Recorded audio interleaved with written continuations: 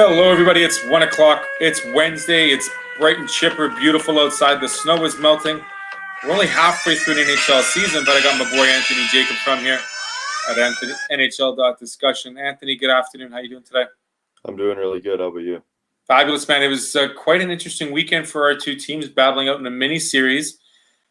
Did you expect the Jets to take out 5 or 6 points from Toronto? Especially after the Leafs had two big stinkers against the Canucks, I was expecting them to come out and really show their A game in this series against the Jets, and that just didn't happen. Lots of the Leafs issues are starting to show up, and I think the Leafs have now lost 5 out of 6 games. So there's a lot of question marks from the fan base, from the media. What's wrong with this team? Are they still the cream of the crop in the North Division? And so it didn't go the way they wanted, and especially losing the Senators as well to finish off the weekend. It was a tough week for the Leafs for sure. Not a good week for the players, not a good week for the coach. Coach is a little bit lighter in the pocket after some choice words under his mask, losing $25K for an unruly call. I don't know if it was the right call, the wrong call. I'm not going to say I'm an official, but he's a little lighter in his pocket with some money gone. Last week we talked about Connor playing all 3 games. Were you surprised to see Brossoit in Game 3? I wasn't too much. I think the Jets know they've got to control Hellebuck's workload as they head to the middle of the season now, and where they are in the standings, I think they're pretty comfortable to give Brossoit the odd start here and there. And it seems like keeping Hellebuck fresh, keeping goalies fresh in general in the NHL definitely helps them. Think that's going to help the Jets more so than the Leafs, knowing that they can rely on Brossoit helping out Hellebuck. Whereas, not to mention, both Hutchinson and Campbell have played considerably well when Anderson's not between the pipes. So why aren't they going to him a little more often? That's interesting, especially since Freddie Anderson's put together not a very good season at all. And I'd say that of this little mini skid that they're on, I'd say that goaltending is perhaps the biggest issue of that.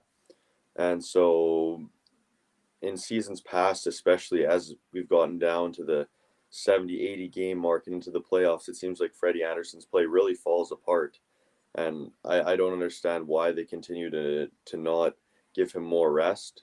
Maybe they think they need to put their best guy out there almost every night, but he just hasn't been very good. And as he's a pending unrestricted free agent going into next season, you certainly have to wonder, are they even going to re-sign him, or are they going to try and go a different route? We'll get to that in just a couple of minutes. But before we do, give me some takeaways on this 3-game miniseries. Is it the proof in the pudding to see that these two teams will finish 1-2 in the Northern Division? And does Toronto have to worry about the fact that the Jets' third line outdid the Leafs' third line in all 3 games? Well, that's certainly interesting. One piece of news that came out this morning is that Jimmy Vesey was placed on waivers by the Toronto Maple Leafs, and I think that kind of fits into what you're saying, that the Jets' bottom 6, or at least their third line, outdid the Leafs' third and fourth lines. And yeah, Mason Appleton had a great series. So did Andrew Kopp and Adam Lowry. Those 3 were one of the best lines in every single game that they played in, and they have been this entire season. They've been that good. And so I think what we saw is that them dominating like that cost someone like Jimmy Vesey his job, and now he's off to the Vancouver Canucks. So that's definitely a narrative. I personally like the Leafs' fourth line a bit better. I know the Jets have that experience, and Matthew Perreault has had a surprisingly good season after we've kind of, at least I've kind of tore on him early in the season and thought that maybe he can't keep up anymore, but he's been a little bit better. They lack some speed on that fourth line. They definitely have the veteran presence, but in this mini series against the Leafs, you could see how that some of that veteran presence, the grinding ability and winning battles from that bottom 6 really helped get them the victories. Yeah, I was quite surprised. I thought the Jets' first game was, it saw them build up that momentum into the latter half of that first game. But watching them play in that third game especially, how they took over that third period from the Leafs and the coaching staff, truly set the bar a little higher when it comes to the remaining of these tilts that they're going to play in the regular season in the last part of March, early April. It's going to be a fun beginning of April for these two teams once again. Yeah, I couldn't agree more. I think this is the class of the Northern Division. I'm not as scared of the Oilers as I am of either of these two teams or the Canadians. I know the Oilers have McDavid and Draisaitl, and that's scary in its own right. But I feel like the overall lineup of both these two teams is a lot more complete than the Oilers, Habs, or anyone else in the division. Yeah, you talked earlier about Freddie Anderson being an pending unrestricted free agent, as is Zach Hyman. And his play really was pronounced well against the Jets. He moves fast. He moves to the front of the net very well. He is one of the leaders in second chance opportunities and going to the net for the Leafs. He too provides a bit of a wrench in the system when it comes to next season, because there's not a lot of wiggle room when it comes to salary cap issues and the amount salaries are going to be. These two players are going to be looking to get paid somehow. Will Toronto be able to pay either one of these? Very interesting. First of all, Freddie Anderson. I'll talk about that first. I wouldn't re-sign Frederick Anderson. I think you're letting him walk at the end of the year. It's been 2 straight years, almost 3 straight years of inconsistent play, of injuries at inopportune times in the schedule. And as he heads into his 30s, I see this with a lot of goalies who are getting signed now, whether it's Holtby, other goalies who are the big names. Their play just falls off as they head into their later 30s, and I think there's glaring signs of that from Freddie Anderson. So, in my opinion, I move on. I leave Jack Campbell as the 1B goaltender, and you try and make a bet on someone else to come in and split some starts with him, because I don't think Freddie Anderson can do that, and I think some team is going to give him a 3, 4, 5 year deal. And if the Leafs are going to give him that kind of deal at a $5 to $6 million price tag, it's not going to work, and it's going to become a very bad contract very quickly. And then on the Zach Hyman thing, I'm willing to do almost anything to keep Zach Hyman as a Toronto Maple Leaf. I think he's the heart and soul of the team. I think he's one of the rare players who can compete with the work ethic of guys in the Jets like Kopp and Lowry and Appleton. Not many other guys compete every night like those guys do, and Zach Hyman does that. And so whatever it's going to take to keep him, I think the Leafs need to do that. One option, Alex Kerfoot makes $3.5 million. If you have to move that contract to keep Zach Hyman, I do that any day of the week. If you have to move Ilya Mikheyev to keep Zach Hyman, I'm doing that. In my opinion, Zach Hyman is the 5th most important forward to this team after the Big Four, and I'm doing almost anything to keep him around. You mentioned the Big Four. You mentioned Hyman being the 5. Is this the year? I mean, the Leafs traded several of their prospects this year, earlier in the offseason, to manage that salary cap issue. Clearly, this is the year of bust or not bust for the Leafs, especially to make it a big run into the playoffs. Buyers, yes. Who are they looking to buy to fortify the rest of this lineup for the playoffs? Well, I was uncertain if they were going to make any big moves, but then yesterday Kyle Dubas was asked, are you willing to trade any big name prospects to acquire someone at the trade deadline? And he said yes, he is. That being said, I personally would not be willing to move Rasmus Sandin or Nick Robertson.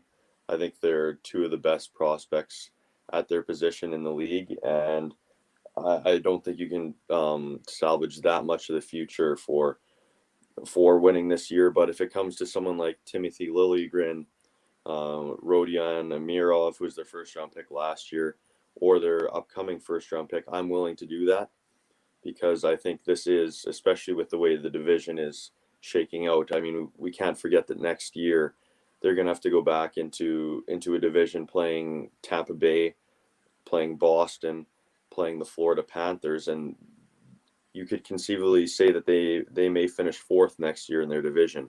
potentially. And so this is the year. I think they should make a big move. I don't know how big that move is going to be. I've heard Michael Granlund. I've even heard Taylor Hall or Philip Forsberg. I'm not sure they can make a move as big as Taylor Hall or Philip Forsberg, especially with how the money works going in both directions. But I certainly think they should make a move for a forward at the deadline. I've heard both Forsberg and Hall as well. My same concerns came up with the salary cap issue. Having that said, though, I mean, they're going back to the old division next year, hopefully with the borders opening up. This is the best chance since 67, really, or 93, that the Leafs have had to make a playoff run. And I don't think they're going to have any of these tools or as many tools in upcoming years.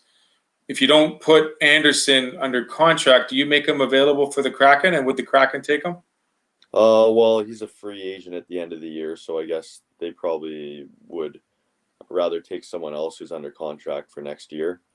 So probably that wouldn't make sense for Seattle. Okay. Mm-hmm. So they wouldn't have to really worry about a protection thing, rather just wait till his contract expires in the 28th. And if they need a goalie hole, then they fill the goalie hole.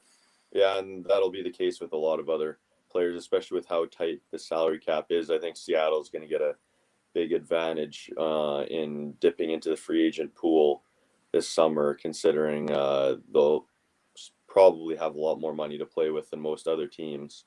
And yeah, for the Leafs going into the expansion draft, one big question mark I have is the play of Justin Hall this year and becoming such an important defenseman for the Leafs. Now they have four very important D-man in Riley Muzzin, Brody, and Hall. And so I'm not sure if you can leave one of those guys unprotected. So they're definitely going to be in a bit of a jam. But I think right now they've got to worry about this year. And however the offseason unfolds, it'll unfold come July, August. Yeah, that expansion, interesting comments about having as much money as Seattle will have. They're starting with a clean slate. And when you're looking at free agents, they'll be able to pay a lot more of those free agents more money than their consistent other teams that they're currently playing with. It's just, I don't know, does it show in favor with this free agency market coming up as opposed to how Vegas built their team 3 years ago? I'm not sure if they do have quite as much of an advantage, just because teams they remember their mistakes they made so vividly, and I don't think there's going to be as many of those trades to protect players as there was last time. I think more so there's going to be teams who say, okay, you know what? You're going to take this player, we're going to let you take that player, and we're not going to lose another asset. So, especially with all the young players, lots of players, good young players are still exempt. Guys like Lafreniere, Stützle, guys like that, they're not going to have to be protected by their teams. So I think that's also an advantage for the teams rather than Seattle. So they'll definitely have a little bit of new rules to play by, a couple of side jobs, perhaps, side deals. We'll wait and see what happens. As great as the Jets played in Toronto, I mean, is there an explanation on how poorly they played, or do you think they played as bad as it looked against their first of two versus Montreal? You know what? I honestly thought the Jets looked pretty good, especially early in the first period. I was saying, yes, this is Jets hockey finally. I know we talked before the show about the 3 big turnovers, and that's what cost the Jets.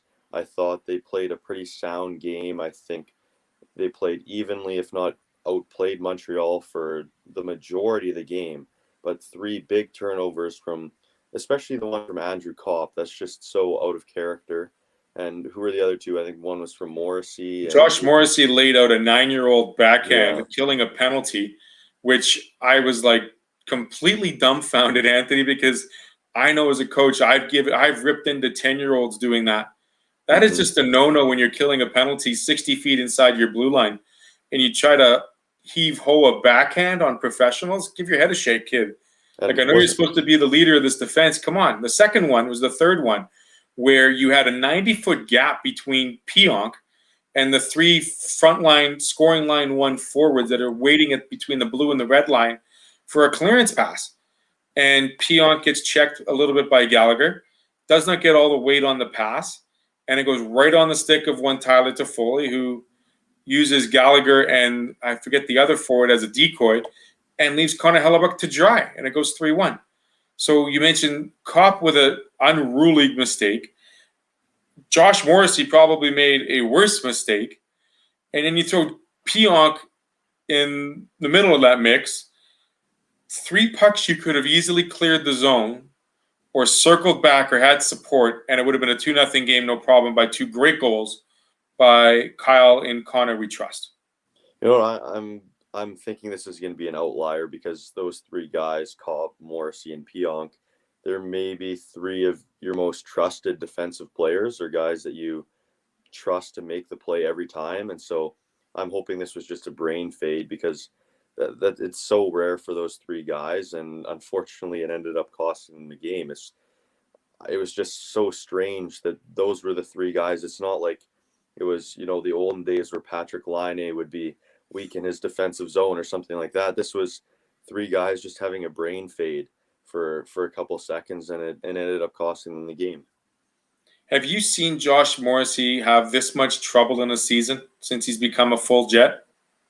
Last season I thought was not as good either. I think Neil Pionk's been their far and away best defenseman since he's come to the Jets. And it's strange to say that Morrissey is missing Jacob Trouba because Trouba hasn't been very good with the New York Rangers either. But maybe they're both missing each other, and they both are missing that steadying guy to play alongside because both of their, you know, not only watching them and seeing them make turnovers, but also their advanced stats and seeing that they're close to league average in terms of defensemen. And we thought that both those guys were top pairing guys. So Morrissey's definitely struggled. There's been flashes of him getting back to that play, but then he has a night like he had against the Canadiens, and you just wonder if he still has the potential to be that stud that we saw when he played alongside Jacob Trouba earlier in his career. Yeah, I mean, would you change up that match that he has? I mean, Nathan Beaulieu's out of the lineup, so that throws a bit of a wrinkle in the back 6. But I mean, you got 3 guys. I think and Logan Stanley, who's in the lineup right now. You have, I'm not gonna. I'll say Sami Niku only because he's on that cusp as well. I mean, I think this is his last year with the Jets because he really hasn't shown he's wanting to make that step up. He's not taking control of that position. He's been given that chance 3 times this year already to make the lineup and stay in it, and he hasn't done so. And I think Logan Stanley has done more with that position, more with that spot than Niku has.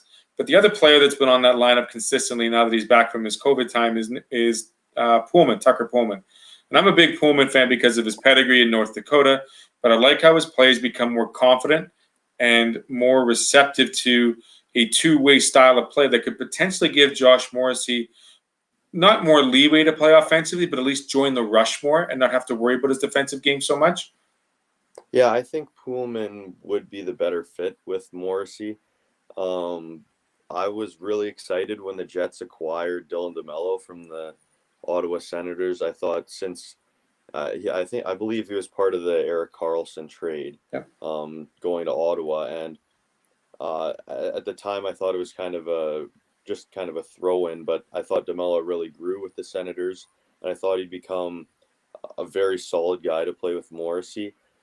I think he's struggled a bit more than I expected him to as a Winnipeg Jet, and Pullman's been a bit better.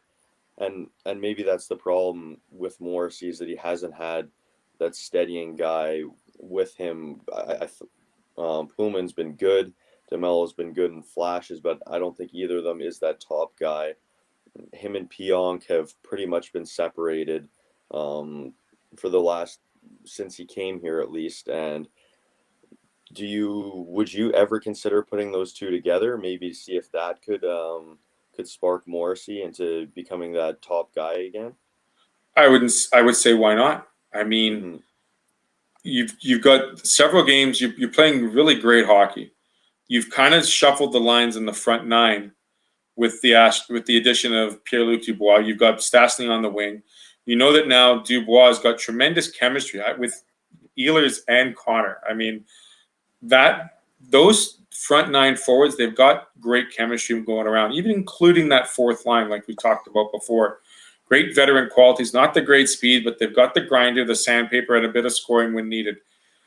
The defense, there's still a lot of question marks. Do you, like you said, you put Pionk and Morrissey together, maybe on a power play, or maybe on an opportunity where they're playing a weaker line, where they get a chance to move offensively up into play. Do you put Pullman and Stanley together to be those two tall shutdown guys?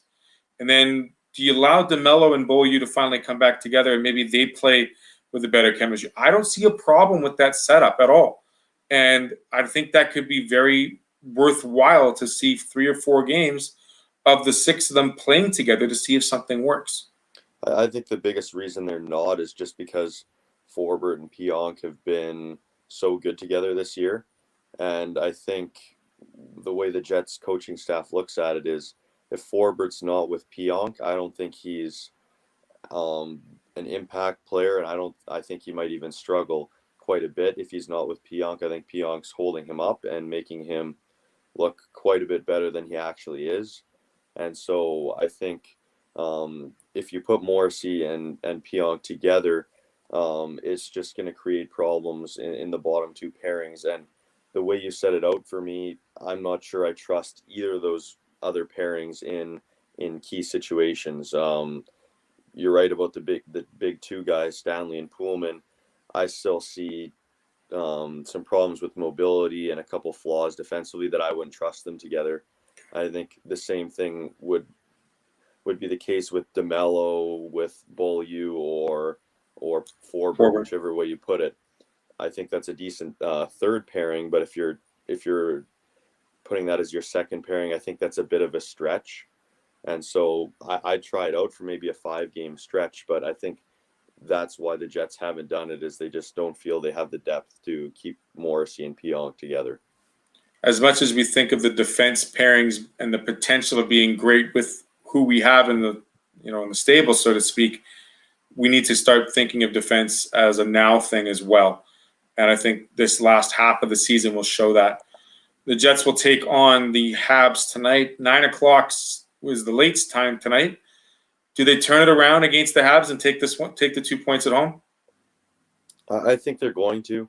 I saw a lot of good signs from the Jets despite some big mistakes. And especially early on, a team that's been getting outplayed early in games a lot. I like that the top line, Scheifele, Wheeler, Stastny, they had a big first shift. And I think getting out of that bad habit of starting slow and getting outshot early, they were up on the Canadiens early. So if they can do that again, I think they're going to pull out a win. I think they will too. They go on the road after tonight's game, and they play, I think, 4 in the next 6 nights again. So it's going to be a pretty busy schedule for them. Let's look around the rest of the league. Lots of incredible little things happening. Breaking news today, first out of the Islanders camp, Anders Lee will be out for the remainder of the season. He has a torn ACL, so he'll be not available for the Islanders. Alex Ovechkin, slowing down a little bit, but he still climbs the ladder a little bit. He's now ahead of, I think it's Tony Esposito or Phil. I forget which one wasn't the goalie. But he's now in 6th all-time in scoring. Is he going to make it to Gretzky standards, or is he slowing down too much? I think the COVID situation really hampered him, because that's almost 30 games on this side, another 10 on last season. I think that's maybe 15 goals he could have added to, and that may end up being the difference between him and catching Gretzky. It's under 200 now. I still think it's more than 150, the gap between the two. Yeah. And so, especially considering Ovechkin's missed multiple seasons due to lockouts, I think that's really unfortunate as well. So if it doesn't end up happening, those are great excuses for why it didn't. But at the same time, I think if Ovechkin decides to play another 5-6 years instead of going back to Russia in the KHL, I think he's going to have every opportunity to pass Gretzky, and I think he's going to do it. And I think the Capitals in a couple of years are going to be on the downslide a bit. And I think at that point they might help Ovechkin a bit get to that record.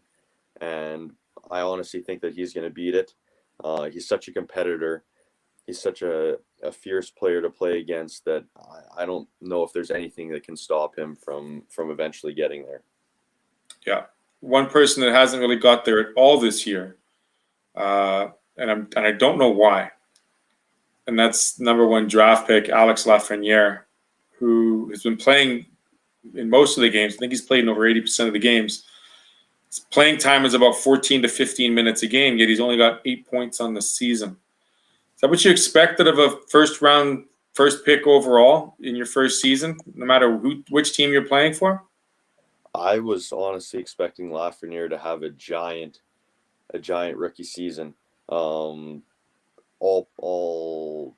Everything pointed towards that. You know, back-to-back Quebec Major Junior Hockey League MVP, World Junior MVP a year ago, and maybe he should have gone to the World Juniors this year and absolutely lit it up with Team Canada. I know it backfired on Kirby Dach and the Chicago Blackhawks, as he still hasn't played because of an injury at the World Juniors, but perhaps getting some of that confidence before the season would have helped him. But then again, look back at years past. Jack Hughes had a really rough season last year. So did Capo Caco. They've both rebounded, at least Hughes more so. But players in the past, guys like Steven Stamkos, Joe Thornton, I believe their stats in their rookie seasons were worse than Alexis Lafreniere, and I think both of those 2 players have turned out just all right. So, especially considering Lafreniere was a late birthday, so he's actually a year older than lots of the other guys in his draft. I thought that was going to be a reason why he'd really have success this year, but it just hasn't happened. And you know what? I still think he's going to be a star player in the NHL. And next year we're going to be talking about how good this young player is for sure. Now I'm going to propose this trade to you because it's a rumor. I don't know if it'll happen. Probably won't. You take Capo Caco and Alex out of the New York Rangers program, and you throw them to Buffalo for Jack Eichel. Would you go for that? No, I'm not doing that if I'm the Rangers whatsoever. I think they're building something very good. I know it's been a very tough year for the Rangers, especially with Panarin disappearing for 3 weeks because of a Russian scandal and because of Zibanejad, whose shooting percentage is completely fallen off a cliff. So it's been a tough year for the Rangers.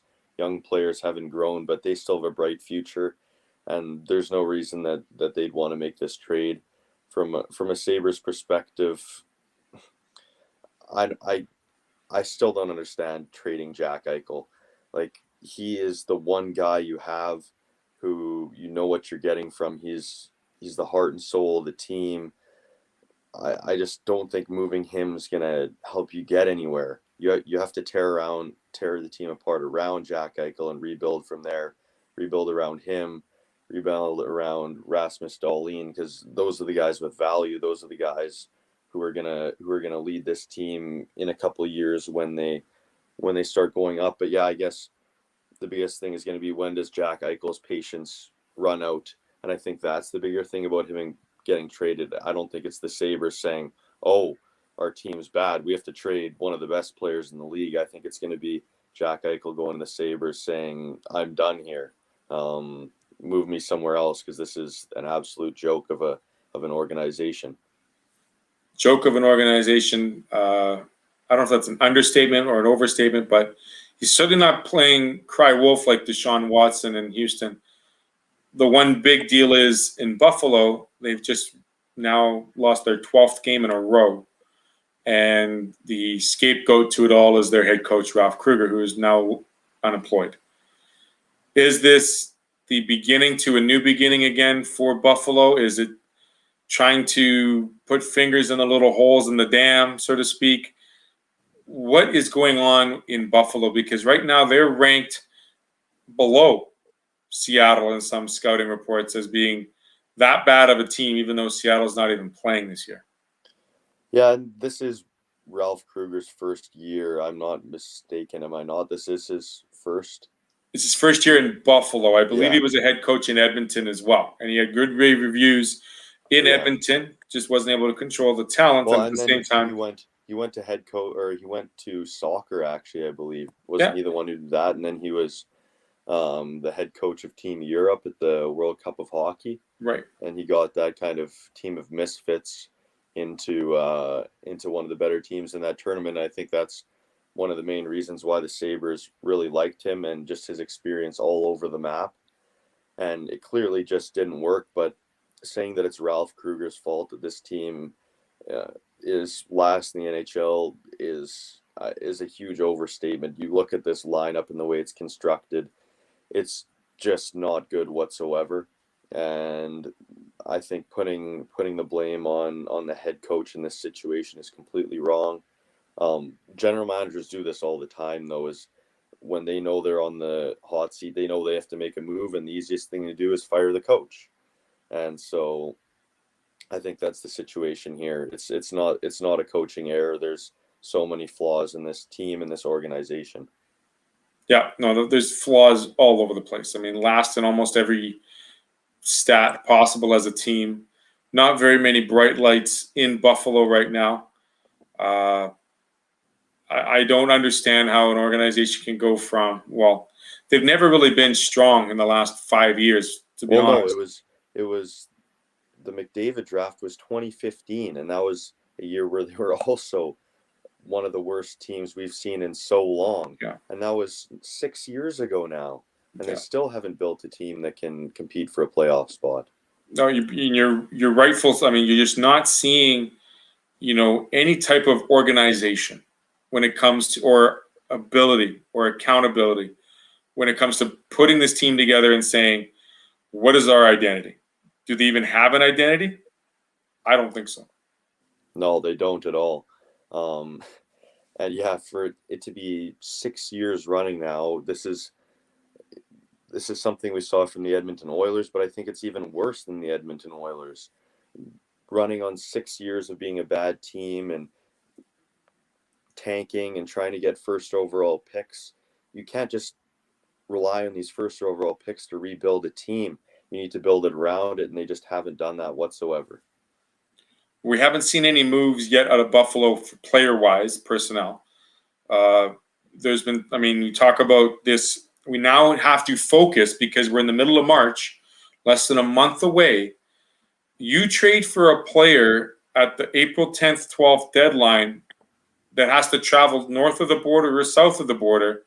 That player then sits in a potential 4 to 7 game quarantine time where they are unavailable, sitting in a hotel. We should be seeing potential moves happen in the next week or so. Yeah, we really should. And but for a Buffalo Sabres perspective, when you just look at who they could potentially be trading, there's Taylor Hall. There's Who has a no trade clause, though? yes, he does, but I think he said he's been open to contract extension talks. I think that's He'd be happy to go anywhere. I'll be like, yeah, let's be honest. He does not want to be in Buffalo anymore. yeah. So I don't think the no movement clause is going to be a big problem. Also, add in Eric Stahl as a potential guy who could be traded. I'm not sure how much value he has at this point in his career. He's already 36 years of age. But then after that, there's no one of value who you can trade. Like you could trade Sam Reinhart, who's a restricted free agent at the end of the year, but he's one of your better players. I don't know how trading him moves you at all. And obviously the Jack Eichel rumors, but that's the same thing. I think any Jack Eichel trade, you're losing because Eichel's one of the better players in the league, and no team is going to give up a package that's going to compare with that. It's just any trade with a big name like this, you're almost guaranteed to lose. And so I don't know what kind of plan they have at the deadline because they don't have the guys of value to get them to help them build for the future. There was also a rumor of a trade that was passed down by the Vancouver Canucks, and I believe it was Virtanen going to Anaheim. Anaheim sending up Rickard Rakell up to Vancouver, and that trade was nixed by the Canucks. Do you think that would have been a viable opportunity to get rid of a player that's underplayed most of his career in Vancouver and picking up somewhat of a potential goal scorer that Vancouver definitely needs? You know what? Jake Virtanen is an interesting player for me. I'll be honest, I'm not a very big fan of Jake Virtanen ever since, I don't know if you remember the World Juniors. I do. Where he took multiple penalties, didn't play very well, and he was the scapegoat for Canada losing out. And I think that's really stuck with me, and I've never been a big believer in his game and his play ever since then. And I think there's kind of been similar things with the Canucks where he hasn't been able to score consistently. He was struggling to get into the lineup at all for a while. Now he's kind of a consistent guy in the lineup, but not really in a specific role, whether that's scoring, whether that's competing hard. Just nothing seems to come 100% consistently from Virtanen. And so for me, that trade doesn't make sense for the Ducks. For me, Virtanen's a bottom six player and not necessarily a bottom six player that I want on my team from what I've seen from him in his entire career. And I think it was Raquel you were saying? Yeah, Raquel. I think he's a goal scorer who could definitely impact a team much more than Virtanen could. So I don't know if neither of these teams are playoff contenders really, at least this season. Whether that changes anything going into next year, I think I'd rather have Raquel than Virtanen for sure. Yeah, I agree. Let's get on. I'm going to ask you one more question, and then I'll ask you one more thought. So what do you want first, the thought or the question? Question, I guess. Question. Do you think – which teams do you think could be sellers in this next week or two? Very interesting. We talked about the Sabres. If they could be a seller, I don't think they really have the assets. I think the biggest name to watch is the Nashville Predators. We talked about Philip Forsberg. If he were to move, I think that's going to be a giant trade because I think he has a ton of value and he's a big name on that Nashville Predators team. After that, Matthias Ekholm, who's been so solid for them for so many years.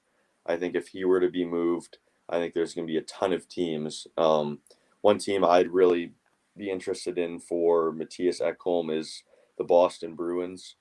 You know the Bruins want to compete as Marchand and Bergeron get up there in age. And after losing Chara and Torrey Krug, I think they'd like to get someone in on that left side defense. So I think Matthias Ekholm would be a great fit there. After that, there's other depth guys they can move. There's some guys with a lot of value on that team, despite their struggles this year. So if there's one team to watch and one team that could really spice up the trade deadline, that would be the Nashville Predators. Now, my thought is this, and I'm going to get your thought on it too, is Patrick Laine has been one of those players in Columbus that's not happy. It's clearly been evident that there's a communication issue between him and his coaching staff, him being benched, him not being benched. There's been discussion of Sam Bennett and potentially some other players from Calgary going to Columbus for a goalie. Columbus can play a vital role either making the playoffs or making a playoff contender much stronger. Do you feel – I mean, I feel that Patrick Laine might move further south, and he might end up in Florida's organization in the next year or two because I don't see him re-signing with Columbus. Interesting. It's so tough because I think what makes this Columbus team good the last few seasons is that they had John Tortorella, and I think he makes that team better. Just the systems he plays, but clearly Patrick Laine isn't fitting in right now. But I think Pierre-Luc Dubois was their most valuable forward, if not their most valuable player. And if you're trading him for Patrick Laine, you have to wait it out on Laine. And he has a couple more years under team control. So I think until you get right down to the wire, you've got to try and work things out. And I think eventually Laine is going to have to shut up and work harder and fit into the system. And I think if Tortorella beats it into him for long enough, I think changes are going to have to be made and changes will be made in terms of his play. And so it's so early in the process, and I wasn't expecting this to be to be a very easy transition because the playing styles don't really fit up. So I think they have to give it time, and they will give it time. Your Instagram page at NHL.discussion, you'll see it scrolling down on the bottom.